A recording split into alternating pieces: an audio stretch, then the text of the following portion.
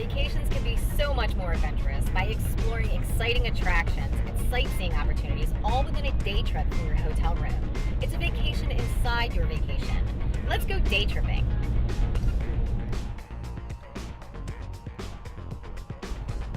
Arriving at destination on left. The year was 1949. RCA had just perfected a system to broadcast color television. The first Polaroid sold for $89.95, and the Clayton Theater here in Dagsboro, Delaware had just opened its doors to the public. So grab your popcorn, silence your phones. We are day tripping to the Clayton Theater. As you can see, we're here with the mastermind, Joanne, who is the owner and operator of the Clayton Theater. So how did you become the owner? Well, my husband Ed and I came up here. We moved up to Delaware in '96, and I was looking for a business, and the Clayton Theater was one of our favorite places to come. We came in one night and discovered that it was for sale. We came over the next day, looked around the building, and we put in a contract that day. It's kind of crazy, but we did, and we loved it.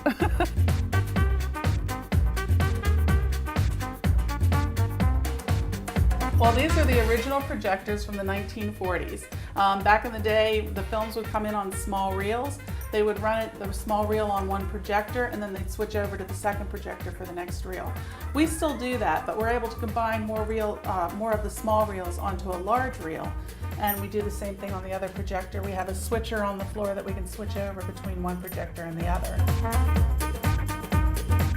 So Joanne, we've seen a lot about the theater so far, but what makes Clayton Theater special and different? The Clayton is a throwback to the past. You can really feel the history when you come to see the movies here. We've got a balcony, we've got, a great concession stand. It's like old hometown feel. So from its long history to its unique operation, there is something magical about the Clayton Theater. Now, the movie is about to start.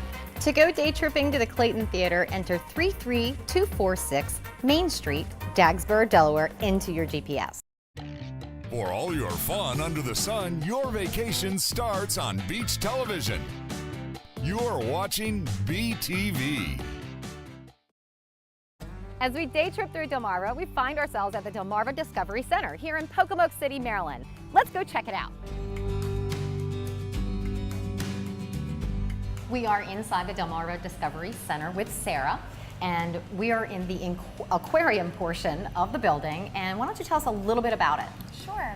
Behind us is a 6,000-gallon tank, and we have a lot of species in our tank. We have all species native to the Pocomoke River. Some of them you wouldn't find anymore. You wouldn't find the Atlantic sturgeon, which is an endangered species. There's a lot of great things about this tank. I love our long-nosed gar. They have a very long snout that they actually can break through the water and breathe oxygen. So they're pretty amazing animals.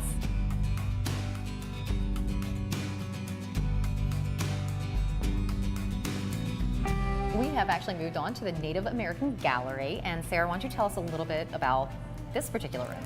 Sure. The Delmarva Discovery Center focuses on the cultural, historical, and natural components of Delmarva. So that kind of shows you a little bit about those aspects. We have a cypress swamp, model cypress swamp over here with some native species of fish, and also displaying some native species of reptiles and mammals that you may see in this area.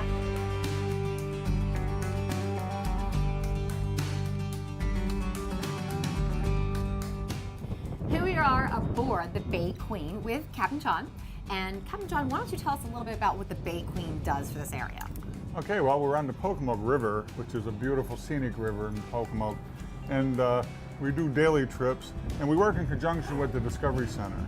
And we do a lot of trips from school groups to private groups to daily groups where you can just come see the Discovery Center and jump on the boat at 1 o'clock.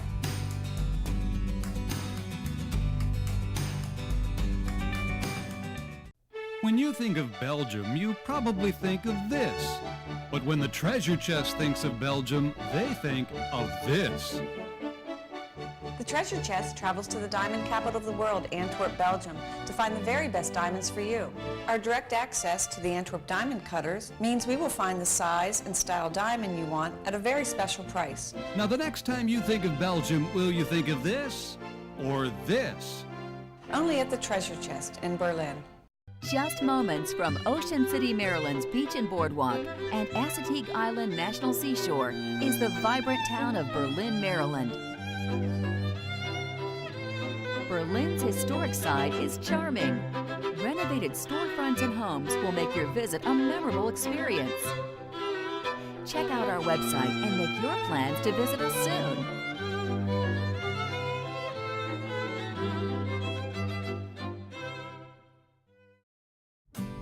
This day trip is such a great idea, and it's just a short drive from the beach area.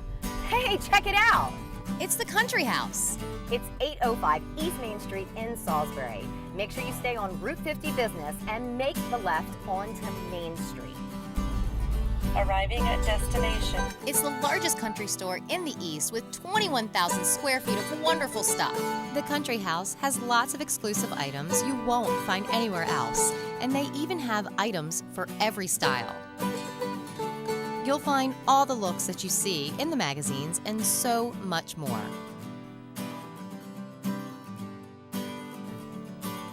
Like unique jewelry, designer look purses, and fabulous fashions. You can create your own masterpiece with Da Vinci beads. Create a great look for your kitchen with lots of curtains, coordinating placemats, and accessories. Looking for Christmas items? The Country House has a huge selection year-round. The Delano family brings you an exciting mix of merchandise you won't find anywhere else.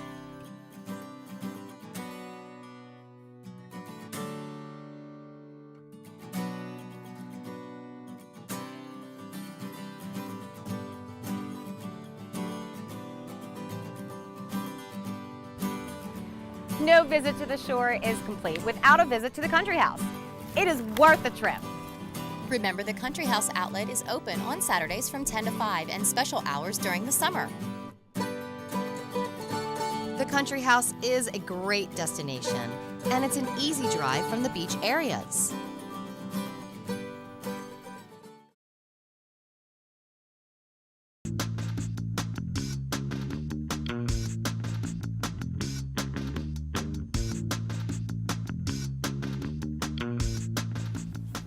Hi. Hi there. Welcome to the Assateague Lighthouse. Thank you for having me, Peter. You going up? We are 175 steps. We better get going. Let's do it. Okay.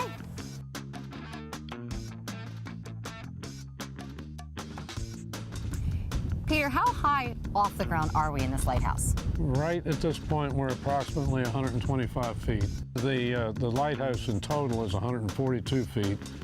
At this point right here, we're about 125 feet. But that's not above sea level because again, the dune is 22 feet tall, so that would make this about 147 feet above sea level.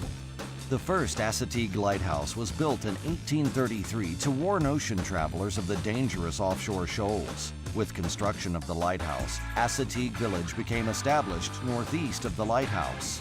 The population grew to 225 by the turn of the century and supported a school, store, and churches. By 1915, there were 25 to 30 families in Assateague Village, not including the lighthouse keepers and their households.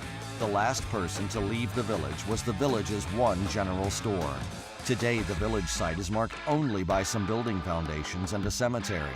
In 1943, the S.B. Fields family, the principal landowners on Assateague Island, sold their property to the U.S. government for use as a national wildlife refuge. To visit the Chincoteague Wildlife Refuge and the Assateague Lighthouse, set your GPS to 8231 Beach Road, Chincoteague Island, Virginia, 23336. It's amazing, you know, at the end of a day or at the end of the week to take a look and just see where people are coming from. We have people from obviously all over the United States, but also from, we have people from the British Isles, from France, Norway, Sweden. You know, I had one gal come through from Islamabad, Pakistan, people from Japan and China. You know, it really makes it very interesting to see where all these people are coming from.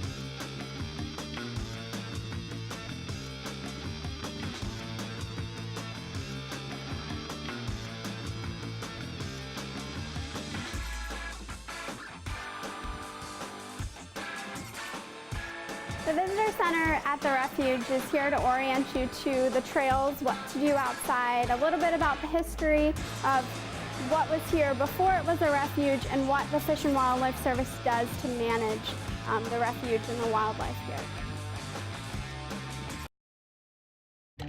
For all your fun under the sun, your vacation starts on Beach Television. You're watching BTV. Hi, I'm Joel Hamilton, the zoo director here at the Salisbury Zoo, one of the few free zoos in North America.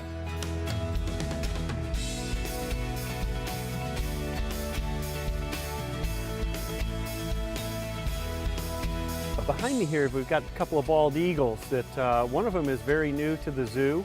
We're able to get animals from Fish and Wildlife that are not releasable.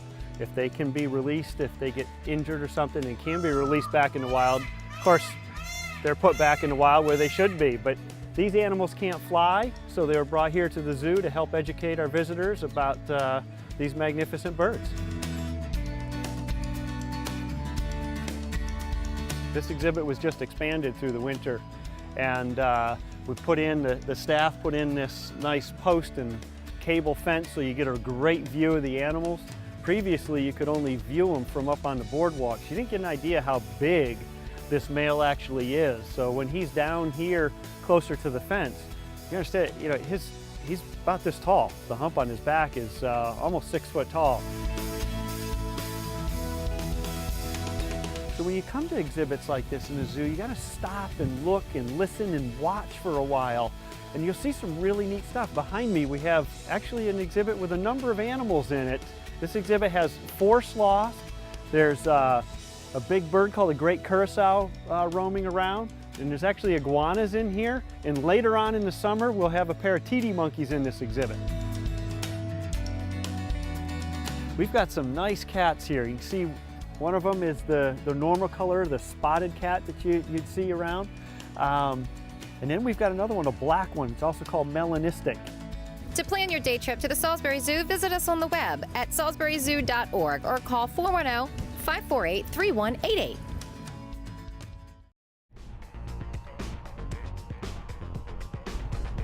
Arriving at destination on left. This is Sea Talk, ocean news from the University of Delaware. You won't find Atlantic ribbed mussels on many restaurant menus. Though this native creature is edible, it's larger and tougher than its more delicious cousin, the blue mussel. Atlantic ribbed mussels, which are named for their corduroy-like shells, play an important role in the marsh ecosystem, where they can be found among grasses protruding from the mud. When the water level rises with the tide, they open their shells slightly and draw in water, which they filter for food such as algae. This filtering action does a great service for places like Delaware's inland bays because it helps clarify and clean the water. In fact, a large group of ribbed mussels can filter and refilter the entire volume of water entering a marsh during each tidal cycle. This is Sea Talk, a public service announcement from the University of Delaware, the Delaware Sea Grant College program, and this station.